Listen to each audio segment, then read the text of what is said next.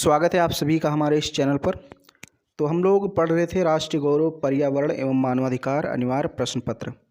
आपका पेपर जो है वो 12 मई को है शायद। ओके, आप देख लीजिए, डेट आ चुकी है। तो 12 मई को है और लड़कियों का पेपर शायद सुबह होता है और लड़कों का शाम को होता है, मतलब अलग अलग होता है। ओके, और सेकेंड ईयर थर्ड ईयर का पेपर होना है।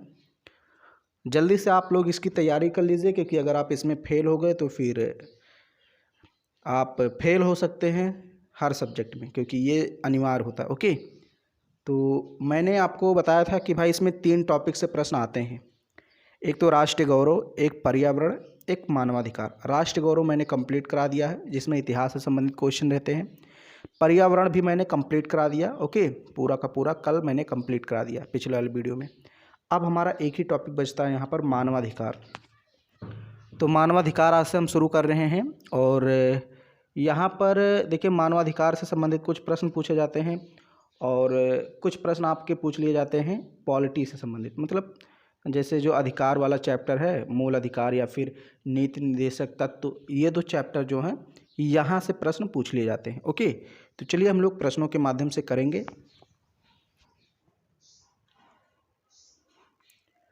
मानवाधिकार, मानवाधिकार मतलब क्या होता है? मानव का अधिकार, यानी कुछ अधिकार ऐसे होते हैं जो मानव को पहले से ही प्राप्त होते हैं। कोई देता नहीं, ना तो उसे सरकार देती है, ना तो कोई और देता है, वो पहले से ही प्राप्त होते हैं। तो उसी को यहाँ पर मानवाधिकार कहा गया है। ओके, तो यहाँ पर पहला क्वेश्चन है, देखिए आज का पहला क्वेश्चन है और अगर हम टोटल देखें तो 683 नंबर का क्वेश्चन है। मानव अधिकार का अर्थ क्या है?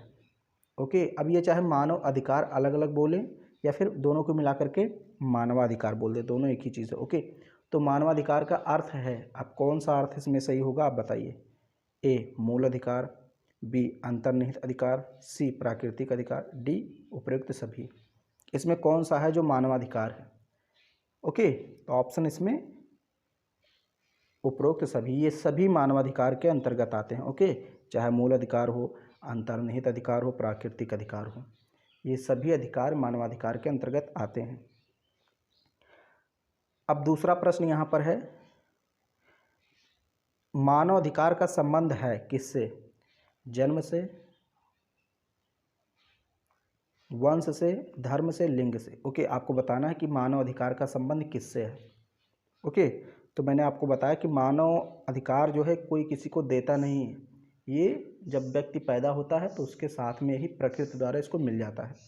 तो जन्म से ही ये अधिकार हमको मिला होता है। ओके, ना कि हमें वंश के द्वारा मिलता है, धर्म से, लिंग से ही। ऐसा नहीं कि भाई आप पुरुष हैं तो ही मिलेगा आपको मानवाधिकार, आप इस धर्म के हैं, उस धर्म के हैं या फिर वंश से हैं, ऐसा कुछ नहीं। किसी भी प्रकार का भेदभाव नहीं किया जाता है। सभी को, चाहे वो जिस भी जाति, धर्म, लिंग का क्यों ना हो, जन्म से ही उसको मानवाधिकार प्राप्त होते हैं। फिर यहाँ देखिए अगला प्रश्न है, मानव अधिकार की अवधारणा किस शताब्दी की देन है? मानव अधिकार की अवधारणा किस शताब्दी की देन है? 17वीं शताब्दी, 18वीं शताब्दी, 19वीं शताब्दी, 20वीं शताब्दी। तो इसका जो ऑप्शन है वो सही होगा, ऑप्शन बी, 20वीं शताब्दी। ओके, 20वीं शताब्दी में मानवाधिकार की अवधारणा मतलब आई, इसका कॉन्सेप्ट आया कि हाँ मानव के लिए। 20वीं शताब्दी कैसे? क्योंकि अभी आपको मैं आगे पढ़ाऊंगा कि इसकी घोषणा कब की जाती है। अंतर्राष्ट्रीय मानवाधिकार की घोषणा 1948 के आसपास की जाती है। ओके, प्रस्ताव पारित किया जाता है संयुक्त राष्ट्र संघ में। तो 1948 यानी कि 20वीं शताब्दी, 1948 20वीं शताब्दी मानी जाती है। ओके, देखिए 1901 से लेकर के 2000 तक, 1901 से लेकर 2000 तक 20वीं शताब्दी चलेगी। फिर जैसे 2000 के बाद 2001, 2, 3 वो 21वीं लग जाएगी। जैसे हम लोग किस शताब्दी में जी रहे हैं, तो हम लोग इसमें 21वीं शताब्दी में जी रहे हैं। क्यों? क्योंकि इसमें क्या चल रहा है, 2021-22 चल रहा है। ओके, तो ये 21वीं शताब्दी हो गई। फिर अगला प्रश्न आपका यहाँ पर है, मानव अधिकार संरक्षण अधिनियम 1993 में कितने अध्याय हैं? ओके, मानव अधिकार संरक्षण अधिनियम ये अपने देश की बात कर रहा है बेसिकली। 1993 में कितने अध्याय हैं? ऑप्शन ए है 6 यानी 6, option B 5, option C 10, option D 8। तो देखिए इसमें 8 अध्याय हैं। ओके, 8 अध्याय हैं और यहीं पर आप जान लीजिए 30 अनुच्छेद हैं।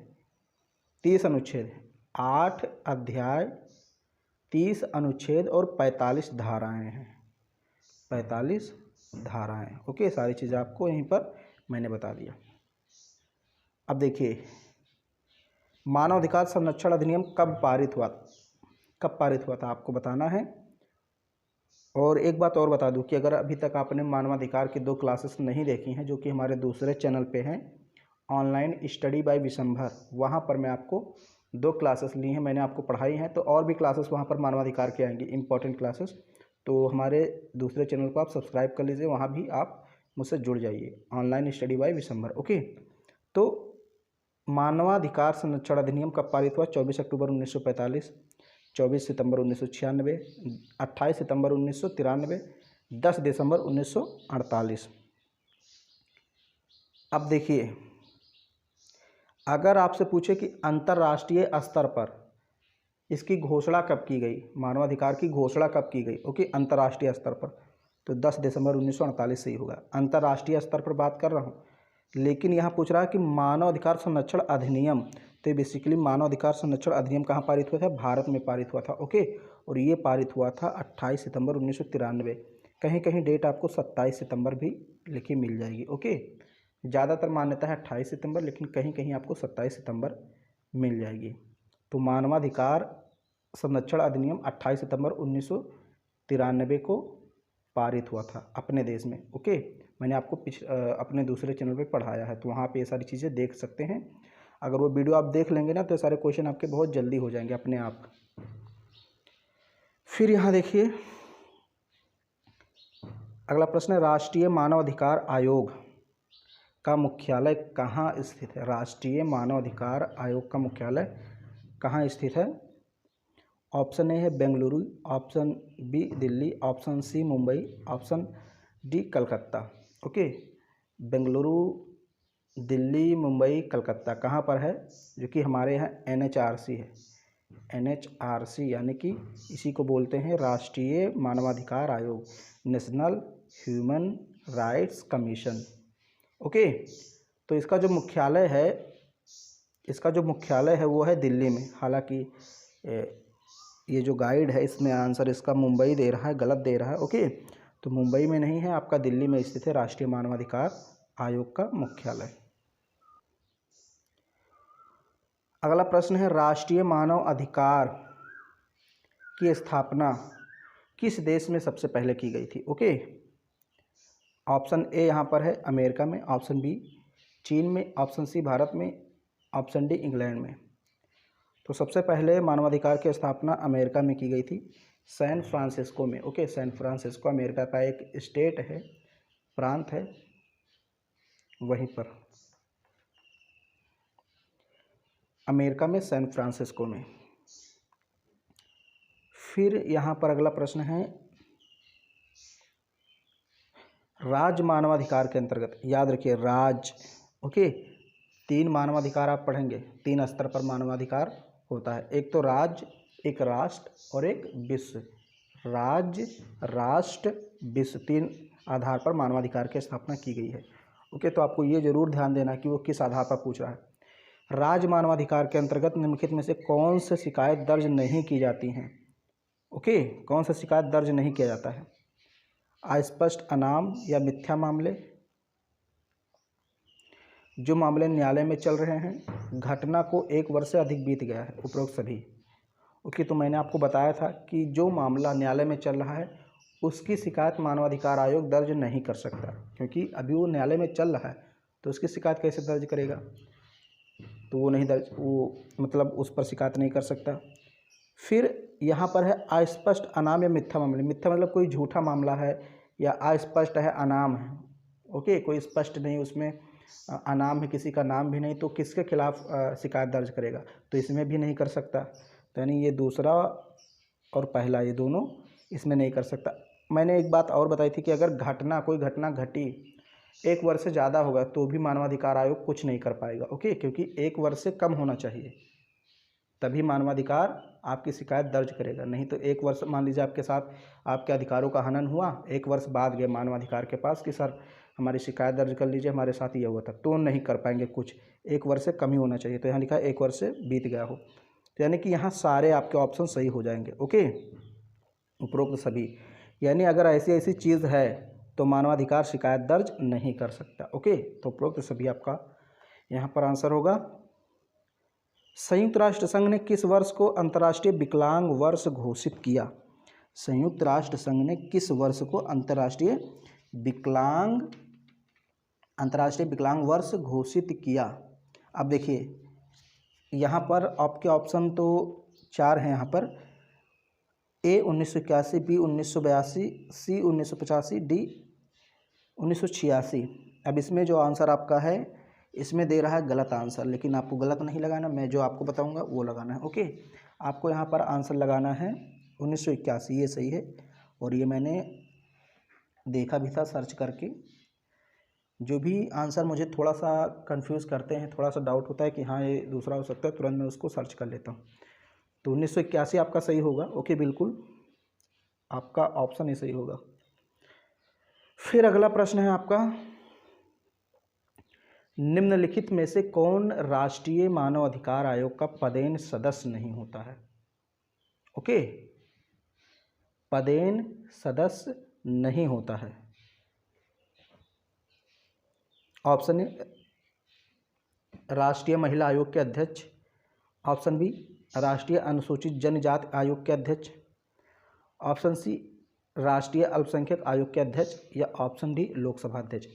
पूछ रहा है इनमें से कौन मानव अधिकार आयोग का पदेन सदस्य नहीं होता। याद रखना पदेन सदस्य। तो मैंने आपको दूसरे चैनल पे पढ़ाया, वहाँ पर मैंने बताया था कि भाई ये जो राष्ट्रीय मानवाधिकार होते हैं इसमें 3 प्रकार के सदस्य होते हैं। 3 प्रकार के सदस्य होते हैं। एक होता है अध्यक्ष, ओके, अध्यक्ष होता है, और एक होता है मुख्य सदस्य। मतलब एक नहीं होता, 3 प्रकार के होते हैं।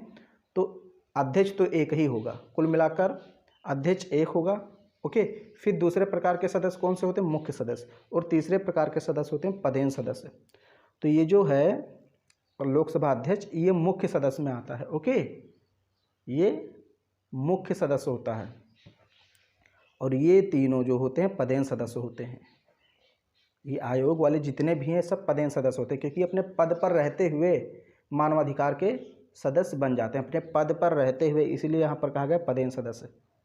ओके, तो ये तीनों तो होंगे, ये आपका चौथा नहीं होगा। तो क्या पूछ रहा है कौन सा ऐसा है जो पदेन सदस्य नहीं होता है? तो लोकसभा अध्यक्ष नहीं होता। क्यों? क्योंकि ये मुख्य सदस्य होता है। ओके, मैंने आपको पढ़ाया था, आप देख लीजिए वीडियो, तो आपको कन्फ्यूज़न नहीं होगा। फिर यहाँ पर है राष्ट्रीय मानवाधिकार किस प्रकार के शिकायत की जांच नहीं कर सकता? ओके, अभी मैंने इसके पहले आपको पूछा था राज्य मानवाधिकार किस प्रकार की शिकायत नहीं दर्ज कर सकता। अब यहाँ क्या पूछ रहा है? राष्ट्रीय। ओके, तो ऐसे ध्यान देना है। राष्ट्रीय मानवाधिकार किस प्रकार की शिकायत की जांच नहीं कर सकता? पहला, नैतिक अधिकारों का उल्लंघन, मानवाधिकार उल्लंघन के लिए उकसाना, किसी लोक सेवक द्वारा मानवाधिकार उल्लंघन रोकने में उपेक्षा, मानवाधिकार उल्लंघन में सहयोग करना। तो देखिए पहले आप समझिए, राष्ट्रीय मानवाधिकार किस प्रकार की शिकायत दर्ज नहीं कर सकता है, जांच नहीं कर सकता। तो देखिए अब यहाँ लास्ट देखिए आप, मानवाधिकार उल्लंघन में अगर कोई व्यक्ति सहयोग कर रहा है तो उसकी जांच ये कर सकता है। ओके, क्योंकि भाई अगर आप किसी व्यक्ति के साथ मिलकर किसी व्यक्ति का मानवाधिकार का उल्लंघन कर रहे हैं तो उसकी जांच ये कर सकता है, ये बिल्कुल सही होगा। किसी लोक सेवक द्वारा, ओके, मान लीजिए कोई सर्विसमैन है, वो मानवाधिकार का उल्लंघन रोकने में उपेक्षा करता है। आप गए उसके पास कोई चीज़ दर्ज कराने की, सर हमारे मानवाधिकार का उल्लंघन हुआ है, और वो अधिकारी जो है आपकी उपेक्षा करता है, आपकी बात नहीं सुनता, तो इसमें भी ये जांच कर सकता है। तो दोनों में जांच कर सकता है। ओके, तीसरा है मानवाधिकार उल्लंघन के लिए अगर कोई व्यक्ति आपको उकसा रहा है तो उसके लिए भी ये जांच कर सकता है। तो ये तीनों जो है इसमें जांच कर सकता है। लेकिन अगर कोई व्यक्ति आपके नैतिक अधिकारों का उल्लंघन करता है, ओके, तो इसके लिए आपका कोई मतलब केस नहीं होगा। आप शिकायत दर्ज कराने जाएंगे तो उसमें मानवाधिकार कुछ नहीं कर पाएगा। ओके, नैतिक अधिकारों का उल्लंघन का ये कोई शिकायत दर्ज नहीं कर सकता। ओके, तो वही चीज़ यहाँ पर पूछा भी, देखिए राष्ट्रीय मानवाधिकार किस प्रकार के शिकायत की जांच नहीं कर सकता, तो ऑप्शन ए सही होगा आपका, नैतिक अधिकारों के उल्लंघन का। ओके, बाकी इन तीनों की तो वो जांच करेगा ही करेगा। तो अगर आप थोड़ा सा इसको एक दो बार ध्यान से पढ़ते हैं तो इतने सरल सरल इसमें कुछ क्वेश्चन आएंगे। हालांकि कुछ क्वेश्चन हैं जो डेट से संबंधित हैं, डेट वर्ष हैं, बाकी और सारे क्वेश्चन यहाँ पर बहुत ज़्यादा इजी रहेंगे, आप अपने दिमाग से ही कर सकते हैं। भारतीय मानवाधिकार दर्शन के प्रमुख स्तंभ हैं धर्म, अर्थ, काम, सभी, तो क्या होगा, सभी हैं। ओके, हालांकि इसमें एक और धर्म, अर्थ, काम, मोक्ष, ये चारों, तो मोक्ष तो भाई इसमें नहीं दिया है, लेकिन 3 दिया है तो 3 सही होंगे। ओके, यानी कि जब 3 सही हैं तो यानी कि आपका चौथा ऑप्शन सही होगा। ओके, अगला प्रश्न है यहाँ पे देखिए, संपूर्ण विश्व में मानवाधिकार दिवस कब मनाया जाता है। अब यहाँ बात कर रहा है संपूर्ण विश्व में मानवाधिकार दिवस कब मनाया जाता है। 22 दिसंबर ऑप्शन ए है, ऑप्शन बी है 10 नवंबर, ऑप्शन सी है 10 दिसंबर, ऑप्शन डी है 10 जनवरी। कौन सा ऑप्शन सही होगा। संपूर्ण विश्व में मानवाधिकार दिवस कब मनाया जाता है। ओके, तो आप लोगों ने पढ़ा होगा इसका। देखिए मैं थोड़ा सा आपको बता दूं, अंतर्राष्ट्रीय स्तर पर हम बात करें या विश्व स्तर पर बात करें तो 10 दिसंबर ओके 1948 को इसकी घोषणा की गई थी। कब, 10 दिसंबर 1948 को मानवाधिकार की घोषणा की गई थी, तो इसलिए 10 दिसंबर को ही मनाया जाता है। तो यहाँ पर आपका ऑप्शन जो है सी सही होगा, 10 दिसंबर को मानवाधिकार दिवस मनाया जाता है। ओके, अब अगला प्रश्न इसी से संबंधित है। अगर आपने ये प्रश्न सही से समझ लिया जो मैंने बताया है ये वाला, तो आप अगला प्रश्न जवाब दे देंगे। मैंने कहा 10 दिसंबर 1948, याद रखना 48 याद रखना, 1948 में घोषणा की गई थी। देखिए प्रश्न को समझिए, मानवाधिकार घोषणा की 40वीं वर्षगांठ कब मनाई गई। वर्षगांठ मतलब सालगिरह। ओके, सालगिरह आप जानते हैं, शादी के 1 वर्ष बाद पहली सालगिरह, दूसरे वर्ष दूसरी, तीसरी वर्ष तीसरी, ऐसे। तो इसकी पूछ रहा 40वीं सालगिरह यानी वर्षगांठ कब मनाई गई, तो 48 में स्थापना हुई थी, यानी कि 48 में घोषणा की गई 1948 में, और 40वीं तो यानी 40 में जोड़ दो तो 8 और 4 4 8, यानी कि लगभग 1988 में इसकी 40वीं वर्षगांठ मनाई गई थी। ओके, तो 1988 इसमें आपको देखना, ये देखिए 10 दिसंबर 1988 को। ओके, हालांकि इसमें ऑप्शन गलत दे रहा है, इसमें तो दिखा रहा है सी, इसमें 1999 दिखा रहा है, जो कि बिल्कुल गलत है। 1999 हो ही नहीं सकता, आप ही जोड़ दीजिए। 10 दिसंबर 1988 को 40वीं, अगर आपको डेट याद है 1948 तो 40वीं पूछे, 41वीं पूछे, 42वीं पूछे, कोई भी पूछे आप बता लेंगे। फिर यहाँ देखिए, मानवीय अधिकारों पर संयुक्त राष्ट्र कमीशन की स्थापना, मानवीय अधिकारों पर संयुक्त राष्ट्र कमीशन की स्थापना की गई थी किसके द्वारा। सचिवालय द्वारा, आर्थिक एवं सामाजिक परिषद द्वारा, महासभा द्वारा, महासचिव द्वारा। ओके, मानवीय अधिकारों पर संयुक्त राष्ट्र कमीशन की स्थापना की गई थी, तो यहाँ पर आपका जो ऑप्शन है वो सही होगा बी, संयुक्त राष्ट्र कमीशन की स्थापना आर्थिक एवं सामाजिक परिषद द्वारा की गई थी। ओके, तो ऑप्शन बी आपका बिल्कुल यहाँ पर सही होगा। अब ये देखिए एक बुक है यहाँ पर, N international bill of the rights of man के लेखक कौन है। विलियम हर्स, लुई हैंकिन, जस्टिस लाटरपैट, उपरोक्त में से कोई नहीं। ओके, एन इंटरनेशनल, ये आपको इंग्लिश में भी दे सकता है, ओके, लेकिन लिखा ऐसे ही रहेगा, an international bill of the rights of man. तो इसके जो लेखक हैं वो हैं विलियम हर्स। ओके, ऑप्शन ए आपका बिल्कुल करेक्ट होगा, विलियम हर्स। अगला प्रश्न है आपका,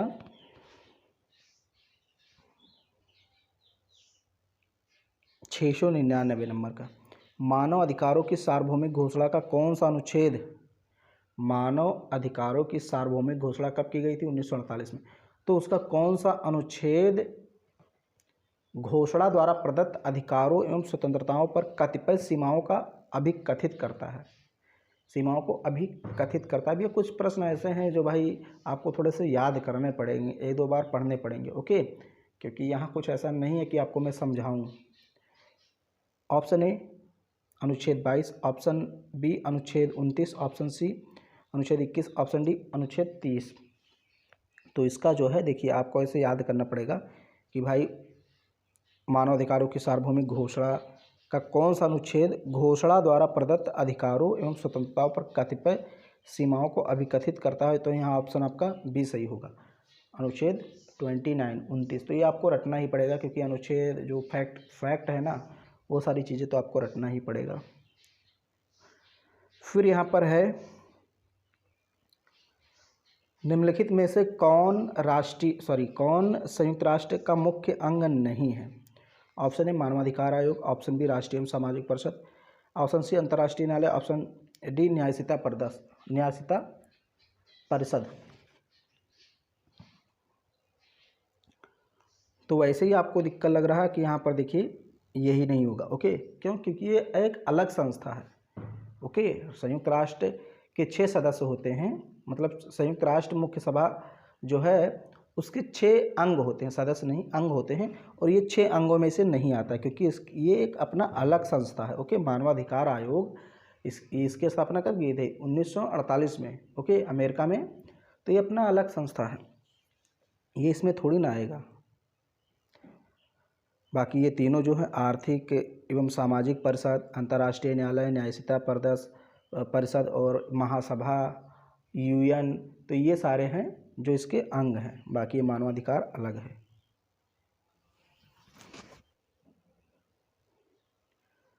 अगला प्रश्न है आपका, निम्नलिखित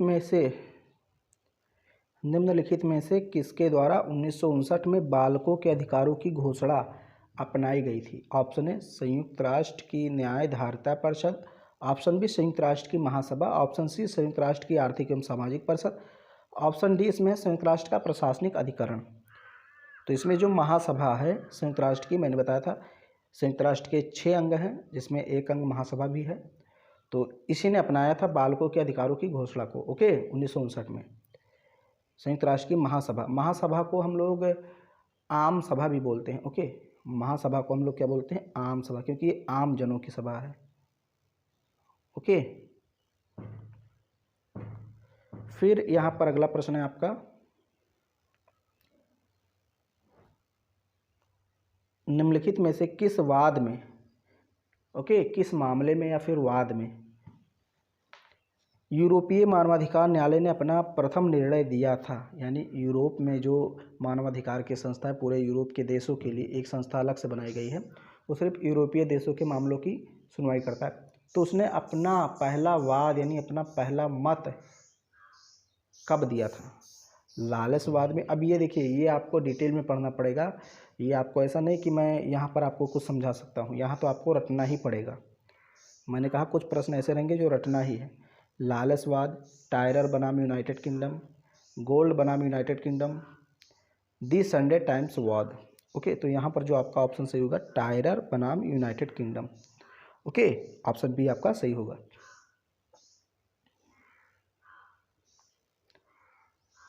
अगला प्रश्न है, निम्नलिखित में से किस तिथि को भारत द्वारा सिविल तथा राजनीतिक अधिकारों के प्रासंविदा को अनुसमर्थित किया गया था?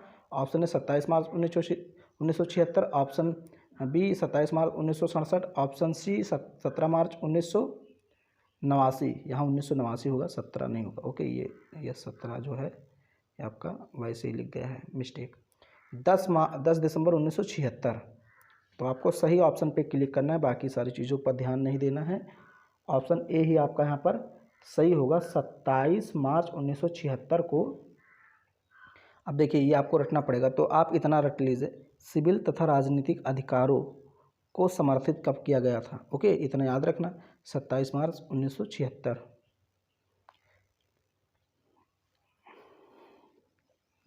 राष्ट्रीय मानवाधिकार आयोग के अध्यक्ष एवं सदस्यों को हटाया जा सकता है राष्ट्रपति द्वारा, प्रधानमंत्री द्वारा, भारत के मुख्य न्यायाधीश द्वारा, लोकसभा अध्यक्ष द्वारा। तो अपने दूसरे चैनल पर मैंने आपको पढ़ाया है कि किसके द्वारा नियुक्ति की जाती है, किसके द्वारा हटाया जाता है। सब कुछ मैंने कम्प्लीटली पढ़ा दिया है। तो राष्ट्रपति यहाँ पर आपका ऑप्शन ए सही होगा। इसी के द्वारा नियुक्ति की जाती है, इसी के द्वारा हटाया जाता है। फिर अगला प्रश्न है आपका, मानवाधिकार का अंतर्राष्ट्रीय बिल अस्तित्व में कब आया था? मानवाधिकारों का अंतर्राष्ट्रीय बिल अस्तित्व में कब आया था? Option A 23 March 1976, option B 30 March 1979, option C 27 March 1976, option D उपरोक्त में से कोई नहीं। आप देखिए यहाँ पर थोड़ा सा आपको ध्यान देना है। 23 मार्च 1976 यहाँ ऑप्शन ए सही होगा। मानवाधिकारों का अंतर्राष्ट्रीय बिल भारत में अस्तित्व में आया था। और अगर हम बात करें, यहाँ एक क्वेश्चन देख लीजिए, सिविल एवं राजनीतिक अधिकारों को अनुसमर्थित कब किया गया? तो 27 मार्च यानी 4 दिन बाद ही किया गया था। तो दोनों में थोड़ा सा अंतर है। यहाँ अंतर्राष्ट्रीय बिल अस्तित्व में कब लाया गया था? तो 23 मार्च 1976 को। ये आपका आज का लास्ट प्रश्न है। मैं 24 ही शायद 24-25 प्रश्न ले पाया। आर्थिक, सामाजिक एवं सांस्कृतिक अधिकारों की अंतर्राष्ट्रीय संविदा अस्तित्व में कब आई? 23 मार्च 1976, 3 जनवरी 1976, 27 मार्च 1976, 4 जनवरी 1976। अब देखिए यही सारे प्रश्न आपको कंफ्यूज करेंगे। क्या कह रहा है? आर्थिक, सामाजिक, सांस्कृतिक अधिकारों की संविदा। तो यहाँ क्या कह रहा है? सांस्कृतिक, सामाजिक, आर्थिक। तो ये 3 जनवरी 1976 को, ऑप्शन बी सही होगा। अब यहाँ 3 प्रश्न आपके डेट वाले आ गए कंफ्यूज करने वाले। यहाँ 3 जनवरी 1976 को सही होगा, लेकिन ये ध्यान में रखिए आर्थिक, सामाजिक, सांस्कृतिक की बात कर रहा है। आर्थिक, सामाजिक, सांस्कृतिक 3 जनवरी 1976। और यहाँ पर देखिए यहाँ क्या बात कर रहा है? सिविल यानी नागरिक और राजनीतिक। तो यहाँ नागरिक और राजनीतिक की बात कर रहा है। तो ये 27 मार्च। और अगर आपको आर्थिक, सामाजिक, थोड़ा सा ध्यान में रखना, यहाँ सिविल और राजनीतिक की बात कर रहा है 27 मार्च। लेकिन अगर यहाँ पर आपसे बात करें आर्थिक, सामाजिक, सांस्कृतिक तो 3 जनवरी। और अगर बात करें कि अंतर्राष्ट्रीय बिल अस्तित्व में कब आया, तो 23 मार्च 1976। तो तीनों में अंतर है। यही कंफ्यूज करेगा आपको। इसी को ध्यान से 2-3 बार पढ़ना है। अगर आप कोई ट्रिक बना सकते हैं, ट्रिक से याद कर लीजिए। ये आपका लास्ट प्रश्न था। और दूसरे चैनल को जा कर के हमारे चैनल को सब्सक्राइब कर लीजिए, वो भी है। तो वहाँ पर भी कई क्लासेस अभी आएंगी। पर्यावरण की 3-4 क्लासेस मैंने पढ़ा दी हैं, ऑनलाइन स्टडी बाय विशंभर। और अगर वीडियो पसंद आए तो इसको लाइक कर दीजिए, शेयर कर दीजिए अपने सभी दोस्तों में, चाहे आपके कॉलेज के हों, कोचिंग के हों, कहीं के भी हों। अगर वो पढ़ते हैं तो ज़रूर उनके पास शेयर कीजिए। और वीडियो को लाइक कर दीजिए, चैनल को सब्सक्राइब कर लीजिए। कमेंट कीजिए, कोई क्वेश्चन अगर मुझसे मैंने गलत आपको ऑप्शन बता दिया हो तो ज़रूर आप उसको कमेंट कर सकते हैं।